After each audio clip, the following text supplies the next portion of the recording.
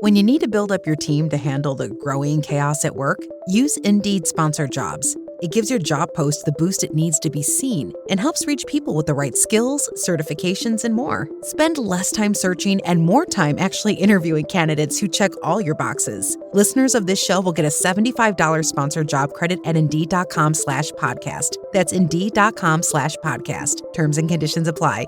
Need a hiring hero? This is a job for Indeed Sponsored Jobs. Expedia and Visit Scotland invite you to come step into centuries of history that await in Scotland. Castles steeped in legend, walk along cobblestone streets. Come share the warmth of stories passed down through generations. This is a place with a past that is fully present today and all yours to explore. Plan your Scottish escape today at expedia.com/Visit Scotland. Welcome back to Fine Tuning with Drew Taylor, your one-stop shop when it comes to animation news and commentary. I am entertainment writer Jim Hill, and Mr. Taylor, whose writings on the industry you can regularly read over on The Wrap, and whose musings on the Mission Impossible movies you can still listen to on Light the Fuse, the official Mission Impossible podcast. He and I are recording this week's show on Saturday, May 16th. And if you've listened previously to this podcast, you know that among the things we like to do here at Fine Tuning is make you aware of the various panels and presentations that Mr. Taylor moderates or takes part in out there in Southern California. So anything we can talk about hype at the top of the show, Drew? Yeah, well, I'm doing a Madison Q&A on Sunday, May 13th. So we're taking a break this next weekend for the holiday. Thank God. Okay. So, that's next Sunday at 1, and I don't know what guild that is, but on the next show, I will be sure to bring all the details. Okay. So should you want to see me talk to the kind of below the line team from the Madison, the Paramount Plus series, you can do that. Yeah. Very cool. Likewise, we like to talk up the books that Taylor is writing or has written. By the way, his latest, The Art of Wildwood, is coming from Rizzoli Universe. That gets published on October 6th, which I know a while down the line. But it's a 176-page hardcover that takes a look at how Laika's latest, which will arrive in theaters on October 23rd, came together. By the way, folks, this is Wildwood significant. This is Laika's first new film in 7 years, and we got the teaser trailer online earlier this week, and Drew, holy cow.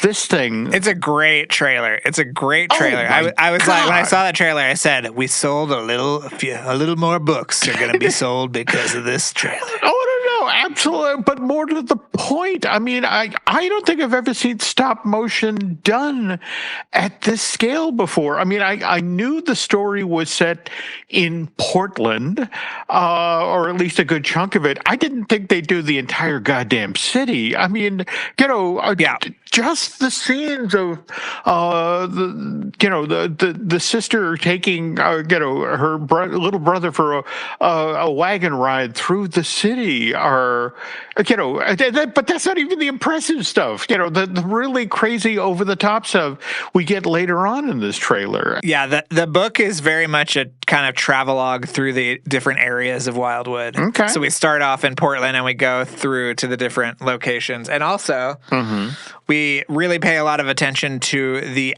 actual locations of Portland that are in the movie, both in the kind of reality and the kind of surreal Wildwood section of the movie. And, you're going to love it, Jim, because a lot of this was done in COVID. So there are little details in the sets. Like there's a shot where they're kind of near a jungle gym, and there's a discarded mask on the ground that is from, just little details that, the team was able to kind of go and take photographs and reference in all these places that are usually overrun with people in Portland that were just empty during the pandemic. So they really got to kind of like observe this version of Portland without people and then kind of recreate it in the amazing style of Laika. I mean, wow. You're right, Jim. This is a totally new style that they've done, and a new scope for sure. Because good Lord, absolutely. it is huge. No, and what's nice about what happened with this teaser trailer is people noticed. I mean, for example, 115 million people globally, cross-platform, watch this thing within the first 24 hours it was available online. Hit number 6, YouTube's trending movie trailers. But the idea here is that Wildwood is being framed as a movie event, right? I mean, the last 3 Laika films, Box Trolls in 2014, Kubo and the Two Strings in 2016, and Missing Link then in 2019. They were distributed by Focus Film, Universal Pictures, United Artists. But this time around, Laika's going with Fathom Entertainment domestically and Film Nation overseas. And again, the thinking here is this is a special movie. It needs to stand out from the crowd, right? Yeah, and I think that they had such amazing success with the re-release of Coraline over the past couple of years, and last year's Paranorman re-release with the additional short film that, Fathom is a great partner, and I think that from the Laika side, this is a movie unlike any other movie, so why should they distribute it like any other movie? They want to have a really unique kind of platform to go after. And, I don't know what else that'll entail. As I understand it, I don't know if it's a Hall H size presentation, but Wildwood will have a presence at San Diego Comic-Con. Also heard something about an exhibition that's going to start at the London Design Museum, and there will be other things done between now and October when, again, this arrives in theaters, thanks to Fathom Entertainment. But I guess the other thing I'm really looking forward to, though, is your coverage, because when you head over to France for Annecy International Animation Festival, because Laika is supposed to do a big presentation for Wildwood there, right? Yep, and I think that exhibition is going to be there too. Okay. Okay.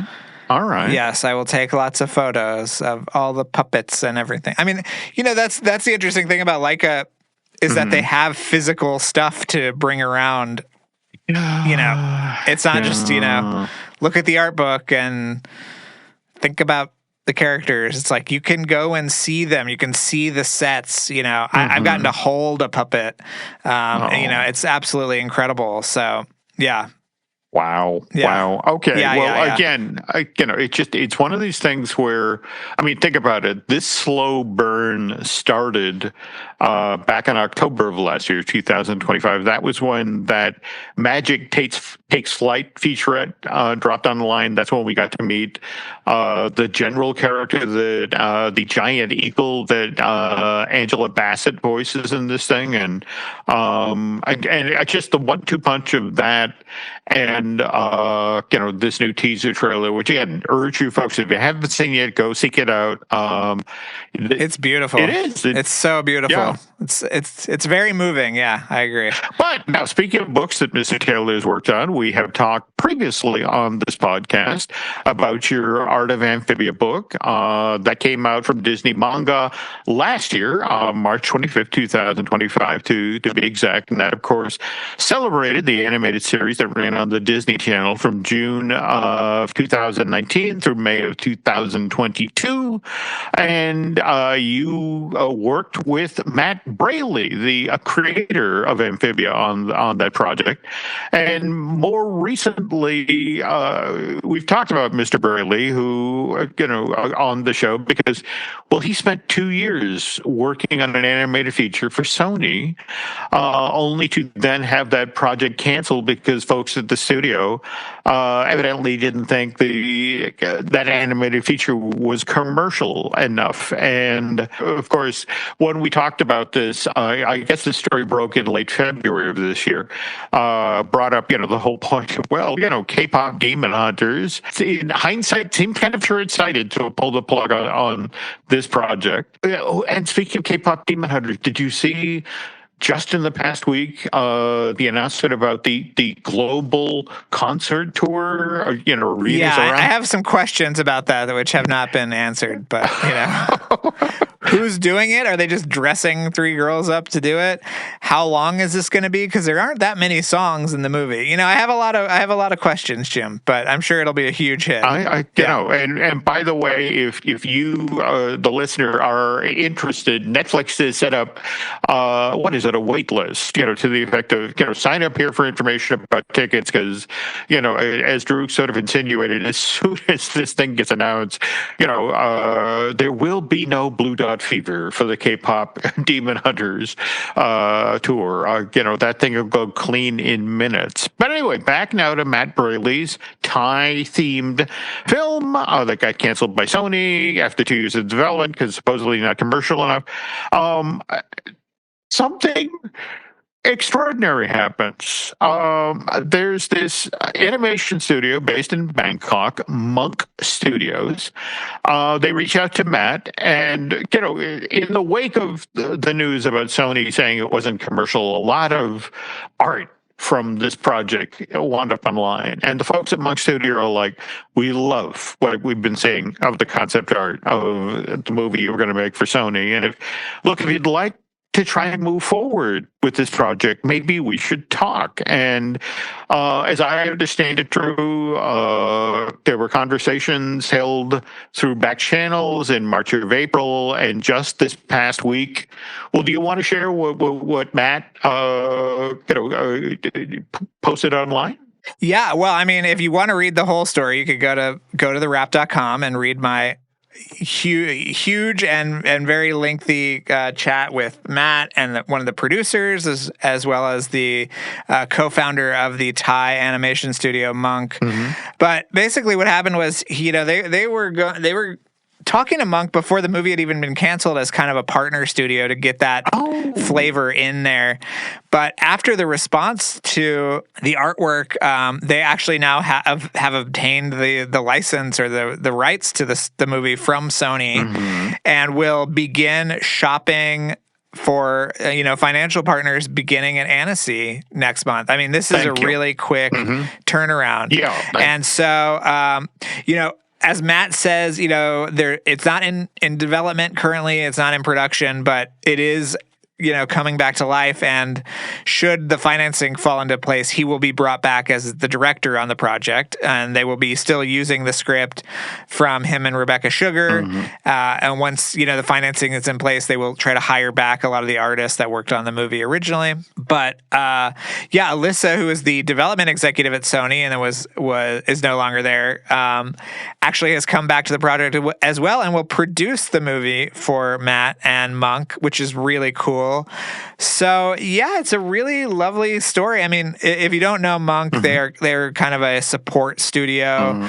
who has done a bunch of stuff. They worked on Tiger's Apprentice and Neza 2 and Wish Dragon. These are not small productions, so they are really excited about kind of being the front of house studio and handling the majority of the animation for this, if not all of it. Mm-hmm. And Matt's really excited, although he's very much in the midst of Clara and the Below right now, which did you see that it brought in almost $500,000 from the Kickstarter? Incredible.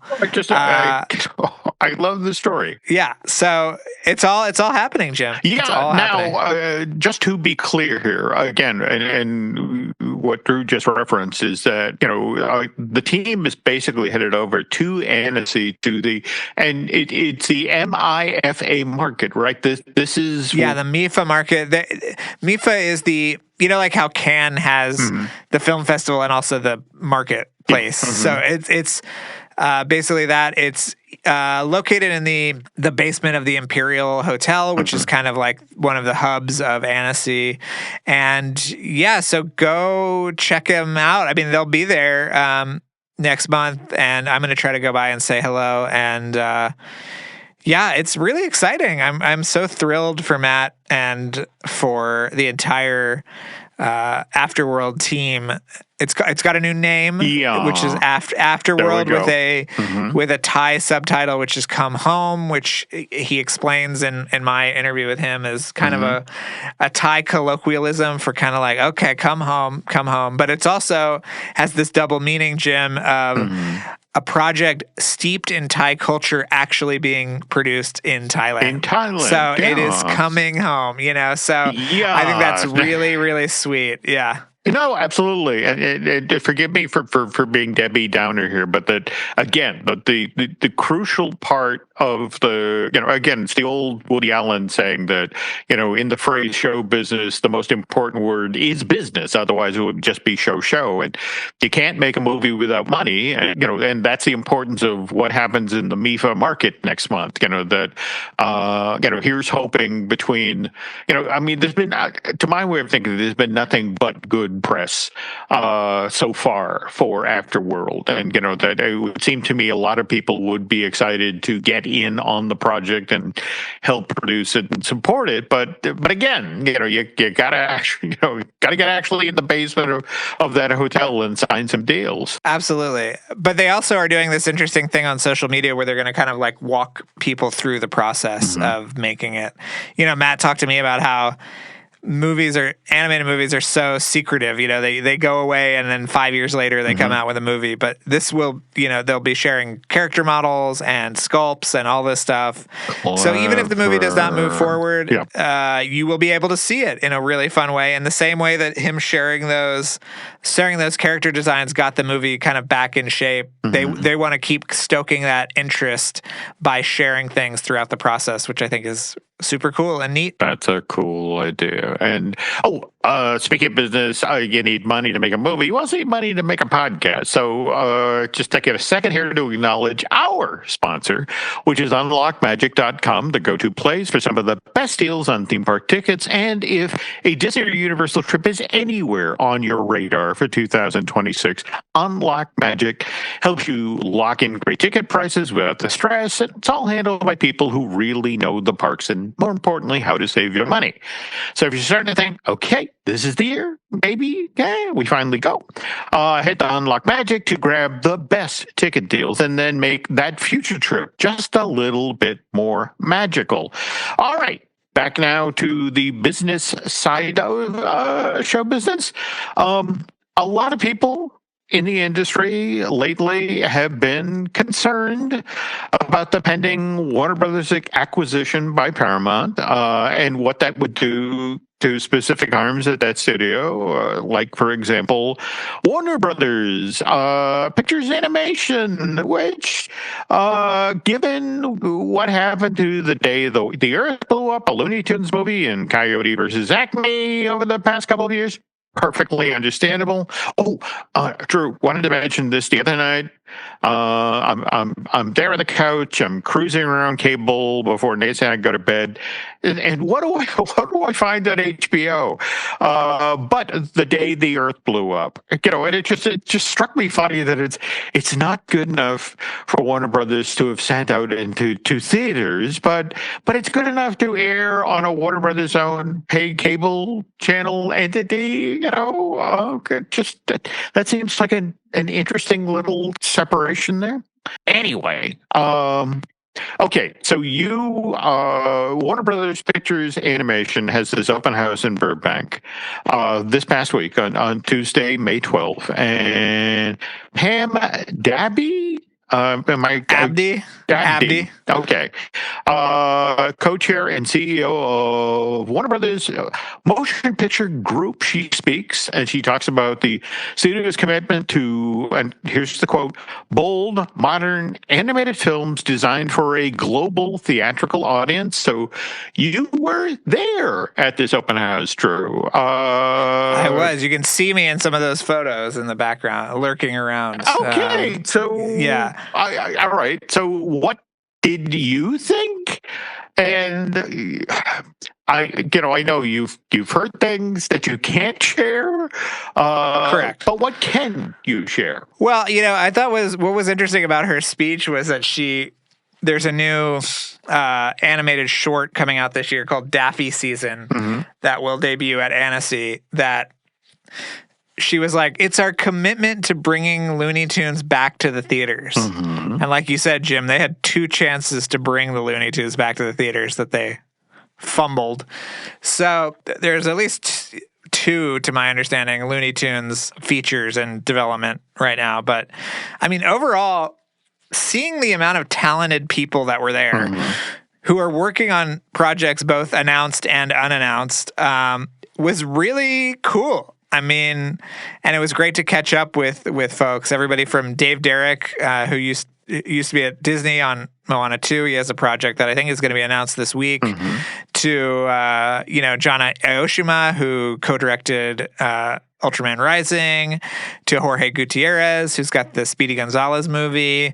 It was just a great group of people, and it was nice to kind of work the room and say hi to folks. And it was just like it was a nice kind of high school reunion. And they were also bringing people down to the pods on the floor below, which I'd already visited, so I didn't really need to do it. So I was just up there kind of catching up with folks. But, Margie Cohen was there, Jim, and Christine Belson. So a lot of camaraderie from the larger animation community. Chris Sanders showed up. Wow. So, yeah, it was a nice night. I had a lot more fun than I thought I was going to. Very cool. So, yeah. Very cool. Now, worth noting that the next thing that we're getting from Warner Brothers Pictures Animation is, of course, Cat in the Hat. That's November 6th of this year with Bill Hader as the voice of the title character. By the way, 2027, Dr. Seuss Enterprises, and this is the company that Theodore Geisel's widow, Audrey, set up.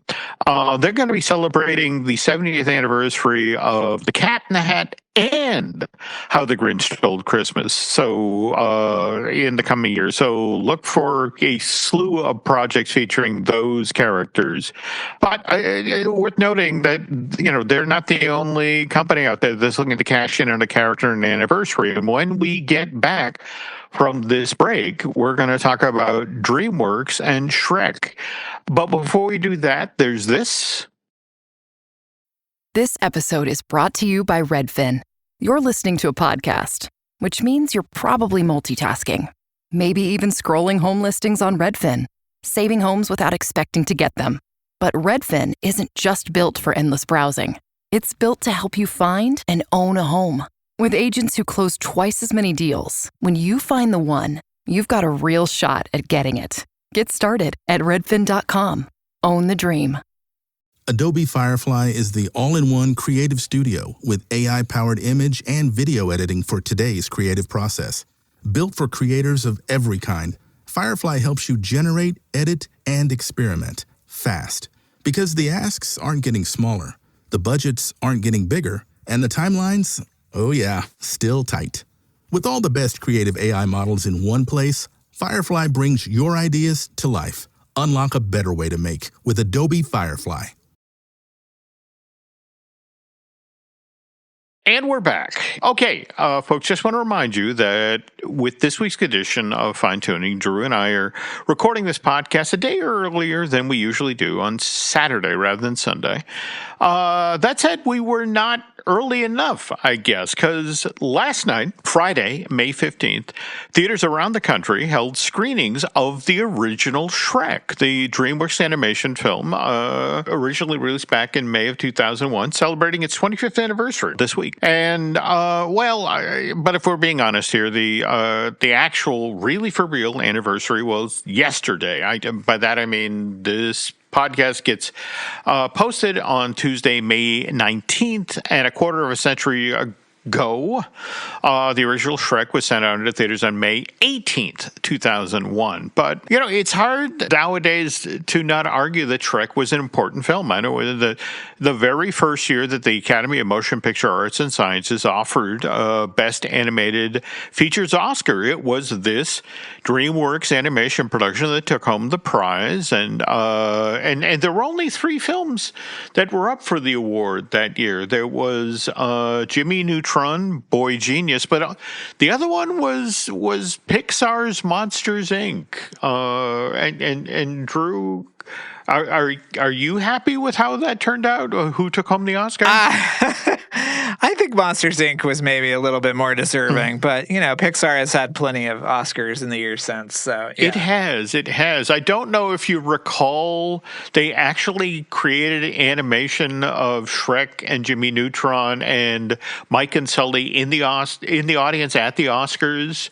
I do remember that. Yeah. Do you remember that when Monsters Inc. Didn't win? There was this weird little animation of Mike and Sully looking somewhat chagrined but doing the polite clap. It was just sort of like, wow, who animated that up in Emeryville? Anyway, back to Shrek now. The original Shrek launches a franchise. We get Shrek 2 in 2004, Shrek the Third 2007, Shrek Forever After 2010. There were also cinematic spin-offs, Puss in Boots, October 2011, and then its sequel more than a decade later, Puss in Boots: The Last Wish, December 2022. That's a great film, by the way. And also holiday special, Shrek the Halls in 2007, Scared Shrekless in 2010, plus a Shrek musical for the stage, debuted on Broadway, December 2008, toured extensively, and now is a hugely popular show for community theater groups, high schools, and colleges to perform. And of course, next year we've got Shrek 5, due to debut June 30th. Wait a minute. How did you not bring up Shrek 4D, which I think you could actually watch it on streaming. It was actually DVD. It was an extra feature. In fact, it's interesting you bring up Shrek 4D because do you remember? Oh God, this was actually, if you went to Sinbad on opening weekend, with your ticket, they handed you a DVD of Shrek 4D in kind of storybook form. Do you remember that at all? Or no, that's amazing. Yeah. I saw Sinbad in theaters, but I did not get the DVD. Well, there we go. And in fact, what's so fun? I just think between the amount of people that have seen it in the parks, because they also licensed it out to non-Universal parks all around the world. They did. And I think that it might be one of the most, if not the most viewed piece of Shrek media ever. That's my theory. Piece of Shrek. Yes. Oh, well, there we go. But again, Shrek 5 next year, and if what Eddie Murphy has been saying the last couple of years turns out to be true, there's a donkey spinoff in there somewhere headed our way. But anyway, folks at NBC Universal, they acquire DreamWorks Animation back in April of 2016, and they began talking about this Shrek sequel almost immediately, but at the same time, they also got very aggressive about the parks. We had our DreamWorks Land open at Universal Studios Florida back in June of 2024, and 4-acre area includes Shrek Swamp, with a 35-foot tall recreation of Shrek and Fiona's cottage. And by the way, we also have our Universal Kids Resort, which I'm wondering, given that you think of yourself as a Texan still, right, Drew? Yeah, absolutely. Jim, you can't take it off. It's not like a sports coat or something. No. I'm a Texan forever. I'm rooting for the Spurs. I'm doing it all. So all right. So I have to ask, given that this thing, this park that aims at toddlers or thereabouts, is opening in Frisco, Texas. but we haven't heard anything about it. Have you heard anything at all? Well, it was supposed to open this summer, and it is not going to, clearly. But, I have not heard anything. I would love to dig into that. Okay, all right. Yeah. I'm very interested in the park. I think it's really a great idea. No. Yeah, absolutely.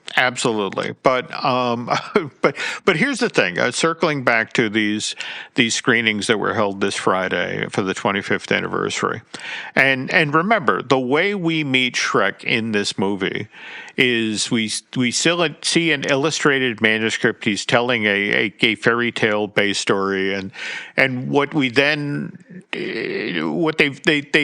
flat out insinuate is that Shrek tears a page out of this book and then uses it to wipe his butt as he exits an outhouse. And this is literally how we meet this character in this movie. And I bring this up because AMC Theaters, for their special item to sell to fans of Shrek at this 25th anniversary, they created a Shrek 25th anniversary outhouse-shaped popcorn bucket.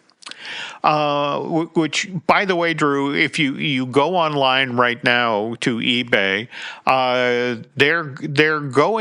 they start at $50, but most of them are available for purchase in the high 80s, $85, $89, which I want to wave folks off from because there's actually an AMC Theaters The Shop, and you can order this, which, by the way, is weirdly on model. It looks just like it did in the movie. You could also take the Shrek figure out of the outhouse, which is cool. There we go. But it's $42.95 directly from AMC Theaters.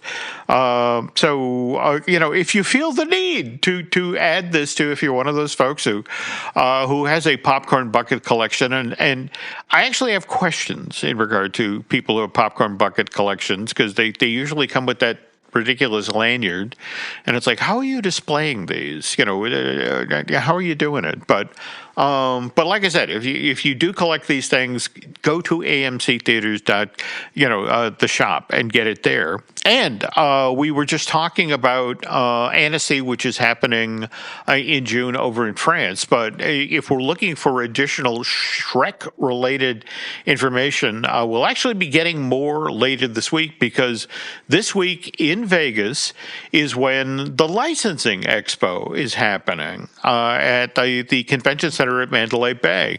And I used to go to this all the time, Drew. It's been a couple of years since I've last gone. But it was always a terrific place to get information about upcoming animated films, because, the reps from Disney and DreamWorks and Blue Sky, everybody was there in town to meet with licensees. So they were all there talking up movies that were 2 and 3 years out. So you always got this great intel about projects that were coming up. So, long story short, I wish I was in town in Vegas this week, because, at the very least, I could probably get some decent info about that Eddie Murphy donkey movie that's coming. I have all the info, Jim. I can tell you offline. So whatever you want. There we go. Okay. All right. Yeah. Well, tell you what, we're going to go quickly to break here, folks. But when we get back, more animation-related news. This spring, Uber Eats has you covered. Whether you're celebrating mom, dad, or your favorite grad, not all of us are great planners, and with the Uber Eats gift hub, you don't have to be. Send flowers, perfume, champagne, or just their favorite meal straight to their door. Gifts arrive in as little as 25 minutes, and you can add a personalized video message for that additional so-not-last-minute touch. So this spring, get a leg up on gift giving with Uber Eats. Last-minute gifts that land every time. Must be 21 or older to purchase alcohol. Product availability varies per region. See app for details. United connects you to more of the world than any U.S. airline, and United for Business can get your company where you need to go. Whether you're growing a business or managing travel for thousands, they offer solutions to fit your needs. Track expenses, create reports, and manage traveler perks. Plus, employees earn Mileage Plus miles while your company saves on travel. Get started with no minimum spend or flight requirements. Visit business.united.com/podcast.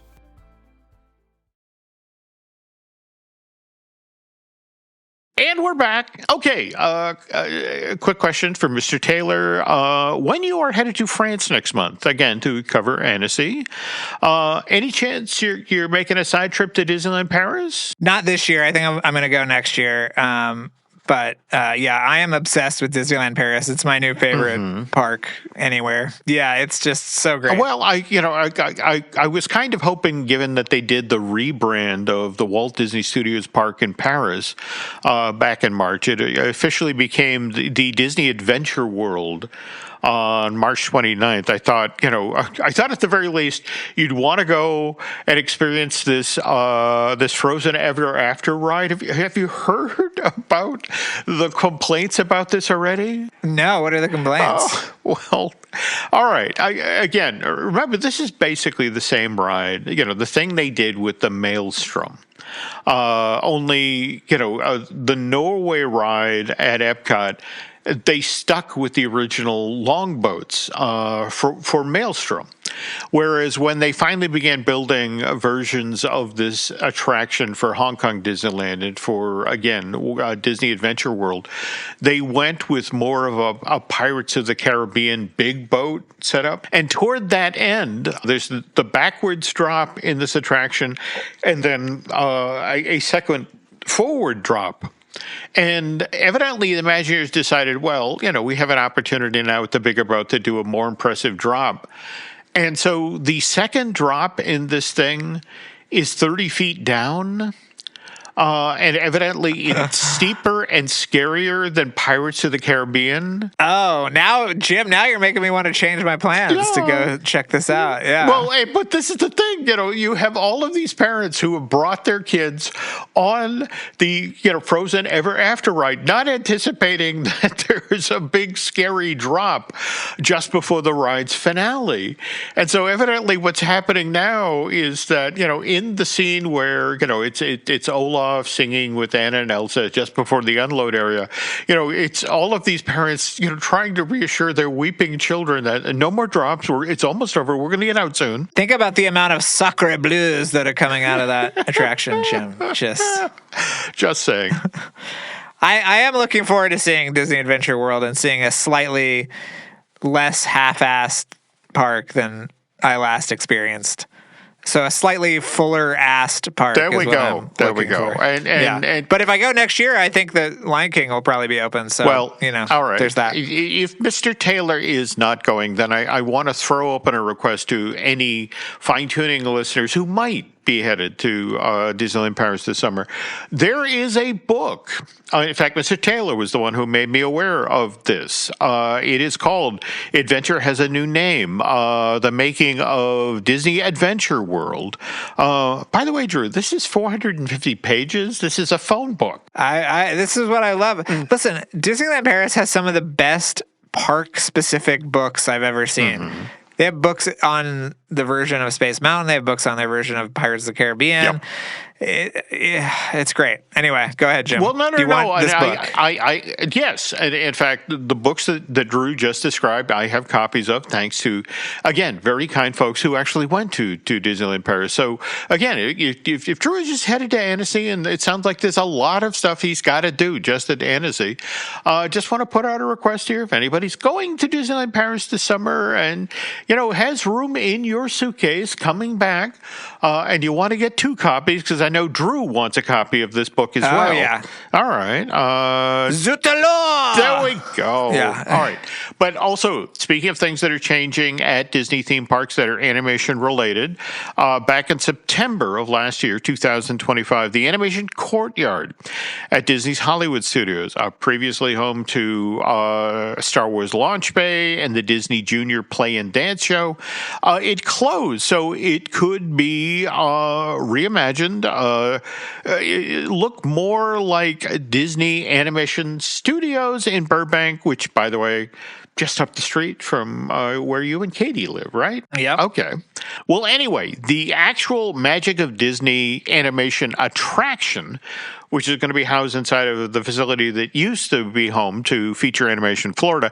That is not going to open till later this summer. But the outdoor component, the Burbank-inspired courtyard that sets the stage for the Magic of Disney Animation attraction, that is supposed to open to the public on Tuesday, May 26th, which is just a week after this podcast goes live. And Drew, I don't know if you've seen any of the placemaking stuff that's going on. For example, the performance space off of the animation courtyard where the Little Mermaid Musical Adventure stage show is presented.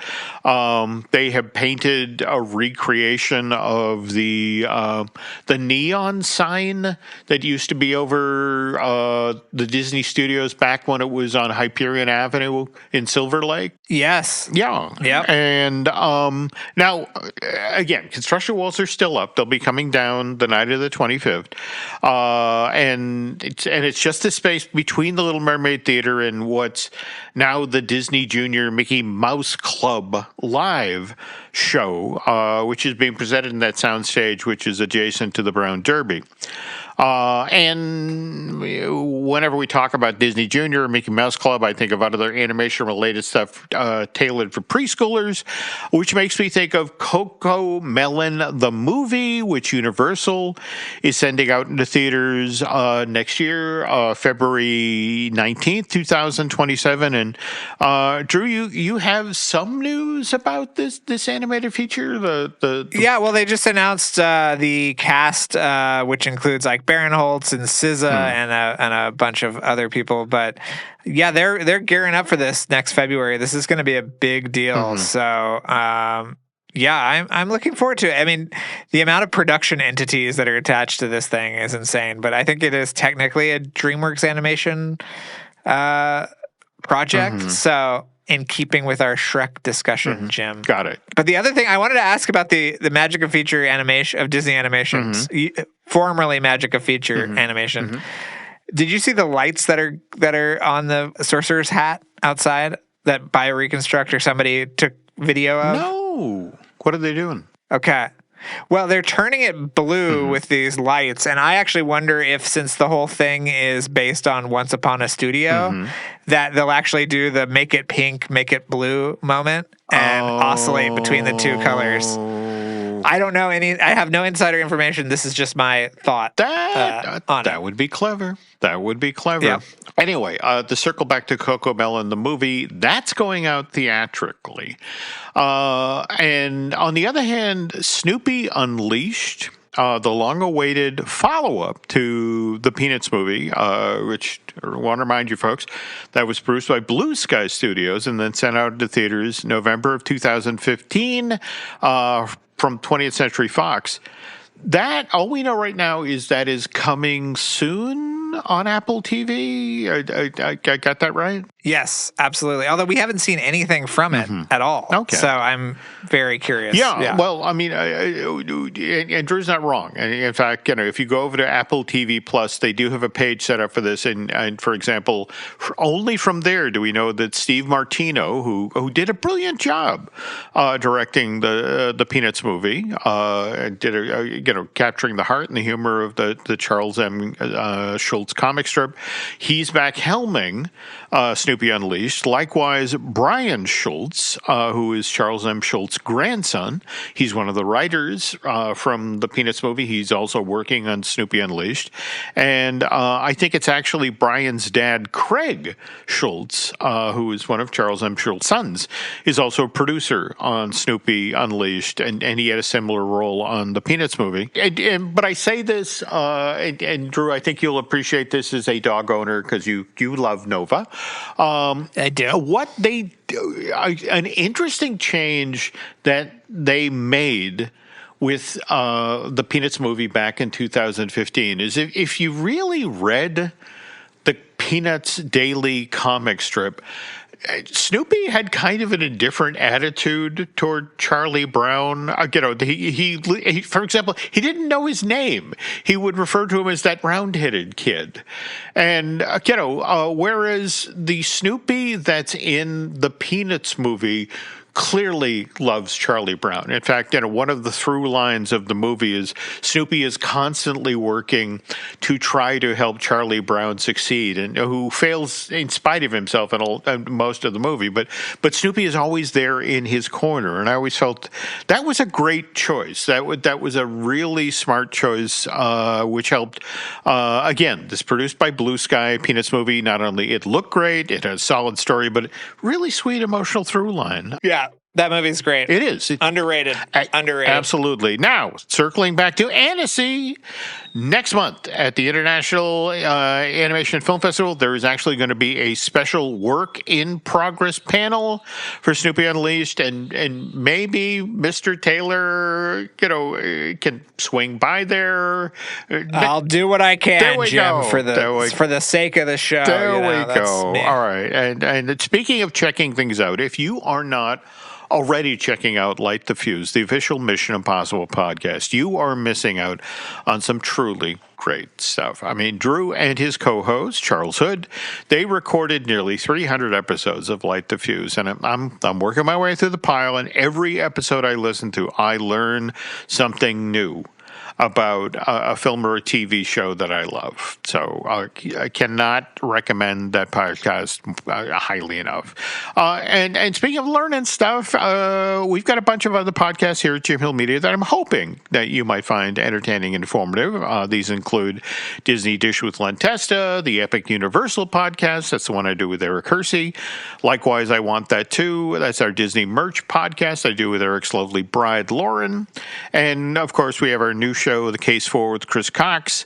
And over on Patreon later this month, you're going to be able to hear, this is our Disney Unpacked show, brand new show that Len, veteran Imagineer Jim Schull and I just recorded about the Disney castles. And Mr. Schull and I are hard at work already on the follow-up for that. We're looking back at the creation of It's a Small World. Though, speaking of creation, want to thank Eric Hersey and David Gray for the great job they do with editing and the production of the podcast you're listening to right now. Also, again, just want to remind you, Drew's next book, The Art of Wildwood, hits store shelves October 6th, but you can order it now, pre-order. Also, another request, if you folks could please head on over to Apple Podcasts and rate and review this show as well as Light the Fuse. That'd be helpful. Let's see. Social media. Drew, where can the nice folks find you? Drew Tailored on Twitter and Instagram, X. I'll never call it X. Like a Drew Tailored, like a tailored shirt. Mm-hmm. Jim, where can people find you? Let's see. I am on X and Instagram as Jim Hill Media, and then over on Facebook as Jim Hill Media News. So with that, folks, that's going to do it for this week's show. On behalf of Mr. Taylor, I want to thank you for listening to this edition of Fine Tuning, and we will be back next week.